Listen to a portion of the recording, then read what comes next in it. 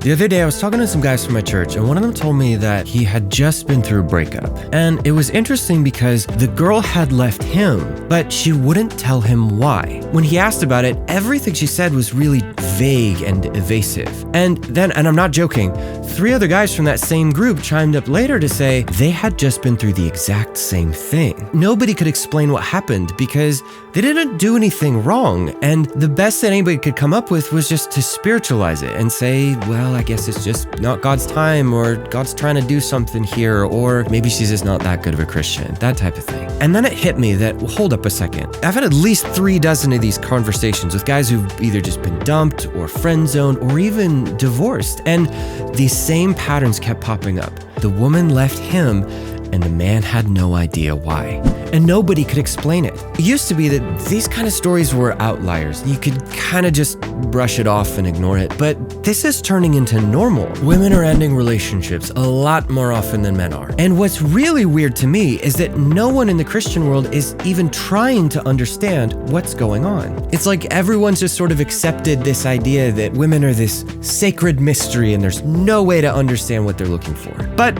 I reject that narrative, so let's do some science with women and see if we can figure out what's going on here. All right, so guys are getting rejected. That's one thing. But the fact that guys consistently don't understand why, that's a teaching problem. So there's got to be something in the theory of women that we're teaching to guys that's broken. So really quick, let's just go over what the current theory is. And it will be quick because there's not much to it. So basically, all you're told is just kind of be vaguely masculine, whatever that means, and be a good Christian guy. And eventually, things will work out for you with a woman whenever it's God's time for it to happen. Like, that's it. That's all you're told. And then as far as the rest of what women do, that's just a mystery. You know, they just have weird feelings that make them do weird things, and nobody can predict it. Nobody can understand it. So don't even bother to try. That's it. That's your whole theory of how to understand women. And that's a terrible theory because it can't make an accurate prediction to save its life. Basically, it's like someone just hands you a guitar once every 2 years and says, hey, you need to play something that sounds good, but I'm not going to teach you any music theory or how to play this instrument at all. Oh, but don't worry about it, because you'll sound good whenever it's God's time for you to sound good. It's like, what? No, that doesn't make any sense at all. That's not how any of this works. That's not how God works. That's not how instruments, and you're not dealing with an instrument. You're dealing with a person. This is a woman, right? Who's got her own free will and her own instincts and feelings and drives and motivations. So of course guys are gonna fail and not understand why. We need a better theory. So let me take you through something that might start to make more sense out of the things you're seeing. And unlike the red pill, let's try to build this theory off of both the science of what women do and the biblical story. And let me know down in the comments if this lines up with any of your experiences.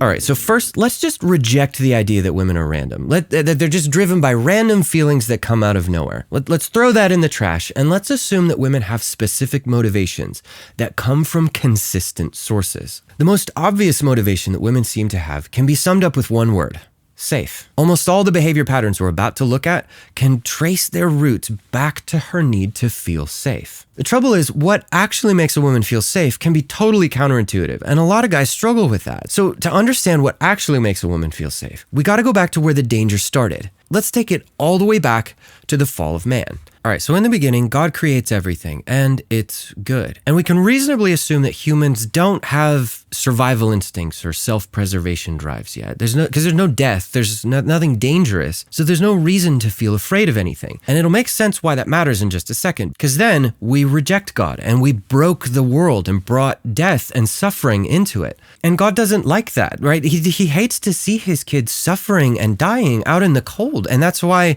we see in chapter 3, he makes clothes out of animal pelts for them, right? That was never ideal. He didn't want the animals to have to die, let alone for them to be used that way. But we see this principle here that God is willing to do things that aren't ideal in order to protect his kids from something worse. And it makes sense that God would do that same thing with our survival instincts, because we need those now. We need something to protect us. It's not ideal because left unchecked, those feelings can just fester into pure selfishness. And you could probably already tell where we're going with this. But those things have to be there because without them, humans die a lot. You need some kind of voice in the back of your brain telling you, hey, you need to eat now. Or, oh, you probably shouldn't. You're probably going to die if you do that, so maybe don't. Otherwise, humans would be extinct by now. Now let's look at how God might have formed a woman's instincts in this context. Because if you think about it, we have no evidence at all that human survival instincts have evolved or changed at all since God first gave them to us. So her instincts don't live in America. They live back in this story. So let's go back there for a second. Pretend that you live in the world right after the fall. It's harsh, it's wild. There's lions and bears and storms and famines and bandits. Everything in the world is trying to hurt you or kill you. Now imagine that you're not a man, you're a woman. And you live in a physically weaker body. So it stands to reason there's more threats to your life now, and you don't have the power to stop them because your body and your temperament aren't optimized to fight those things off. They're optimized to nurture and bear children. So just imagine that the world is trying very hard to kill you, and you aren't well equipped to stop it.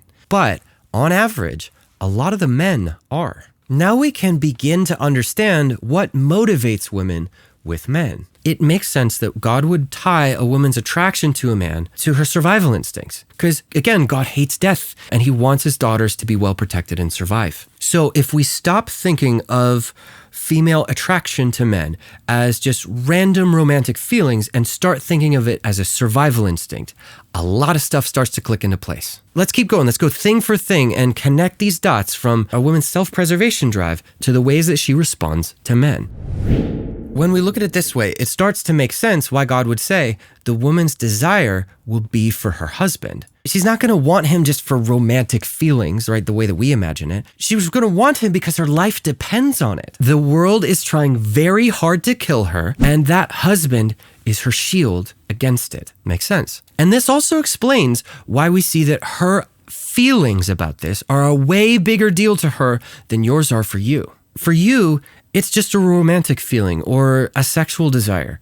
But for her, this is life and death. So it's a lot harder for her to say no to those instincts and what she feels than it is for you. And it also makes more sense why women date up, not down. Because the self-preservation instincts that God gave her are telling her, hey, you need to get the best possible shields to protect you, because if you don't, you could die. So this is kind of a big deal choice. It can't just be any old guy that's kind of capable. It has to be the guy that's the most capable, the best that she can get, because that guy's going to protect her from the most possible threats. Who she picks could mean the difference between life and death, right? A guy that's sort of mediocre and can't protect her from much, that could be the end for her. This also explains why women leave men and try to get with better men.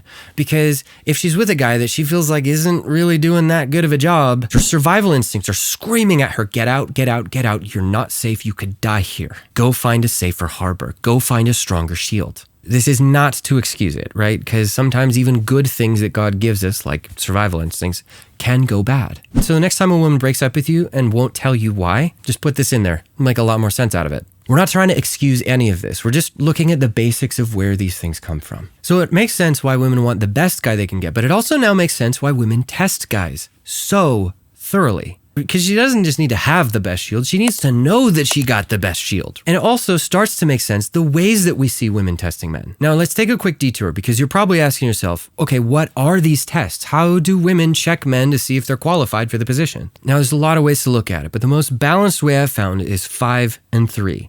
There are 5 things she's looking for and 3 ways that she's going to test you. First thing she's looking for, resource generation. Because if she's going to want to be a mother, because that's her first instinct, she's going to want to build the best nest that she possibly can for her babies, right? Safe, secure, good area, high quality, all of that. Because she wants the best chance for her babies to survive and thrive, which is good. But in order for that to happen, she needs the man she's with to bring in as many resources as possible. So she's going to want to see that you're skilled and resourceful, you're competent, capable. She's going to need to see that you succeed at the stuff that you do. Because the better you do that, the better her chance of survival and the survival of her kids. Second thing she's going to look for, social standing. The better your social network, the more resources you can draw on. Like if you lose your job, you can find another one through people you know. Or to rewind 5,000 years where her instincts live, hey, if one bandit comes to town, you by yourself might be able to fight him off. But if a bandit raiding party comes to town, she needs to know that you can command the respect of a group of men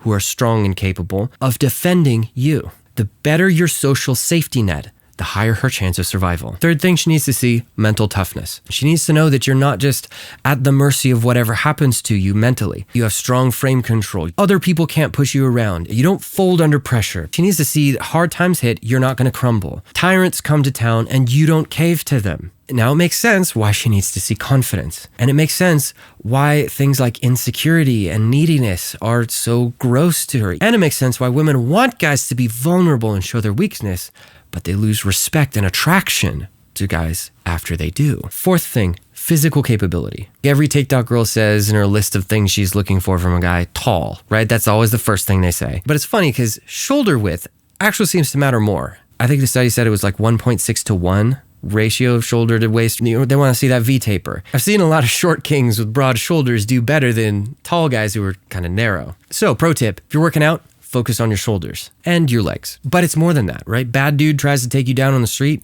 She needs to know that you can rumble. So look the part, get you some boulder shoulders and tree trunk legs, but also learn how to throw a punch or how to grapple. And that'll make you feel more confident no matter what, and it'll make her feel safer when she's with you. So it's a win-win. The fifth thing she needs to see is a trajectory. She needs to know that you've got a goal, a mission, something that you're headed towards that's more important to you than she is. And I think that's because as guys pursue their goal, they tend to get better with all four of those other categories. Because as you're chasing after something, your skills increase and you can harvest more resources. Your social skills improve and that social safety net gets stronger and your mental toughness improves as you're overcoming challenges and obstacles. Now it makes sense why women don't like it when guys plateau. Age-old story, guy gets married, goes, oh, I got what I want, I'm done, I'm just gonna coast from here on out. Women aren't especially happy with that because you're not doing anything to increase the number of threats that you're protecting her from when she knows you could be. So those are the 5 things she's looking for, and she's going to test you in 3 ways. Passive tests,